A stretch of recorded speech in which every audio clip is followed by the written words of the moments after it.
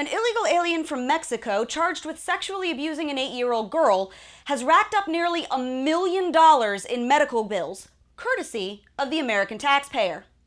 And since the big networks won't tell you about this, we will.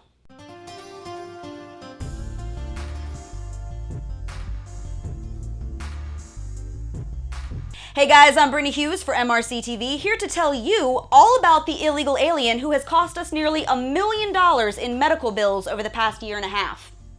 In fact, 49-year-old Gerardo Valerio-Romero's tab for cancer treatment has all but bankrupted the local jail in a Utah county, where he's been charged with 6 counts of sexually assaulting his own 8-year-old stepdaughter, along with 8 felony counts of forgery and 1 count of illegally possessing someone else's ID. Now, Valerio-Romero was arrested back in March of last year, but his trial has already been postponed twice. Once after he requested a new lawyer, and again when he turned down a plea deal. In the meantime, he's managed to cost the county nearly $1 million in cancer treatments.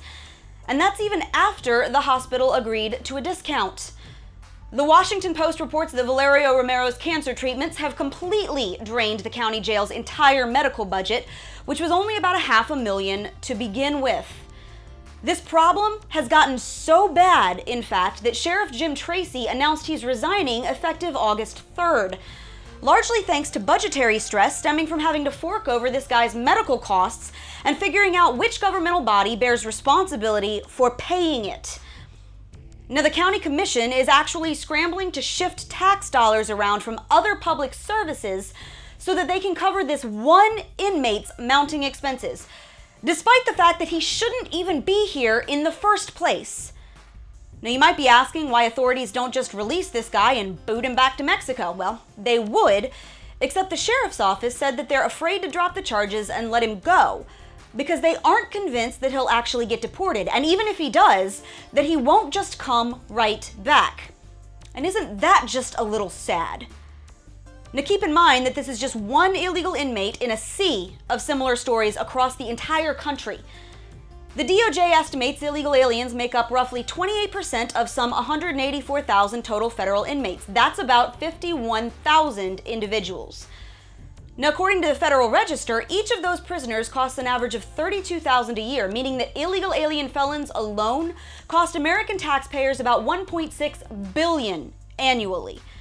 And this doesn't even begin to count those being held in state prisons and local jails like Valerio-Romero.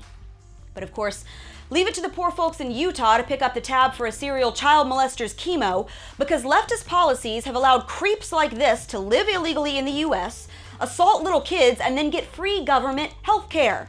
After all, what are Americans if not the rest of the world's pocketbook? Thanks for tuning in, guys. I'm Brittany Hughes for MRC-TV, where we tell you the truth, even when the media won't.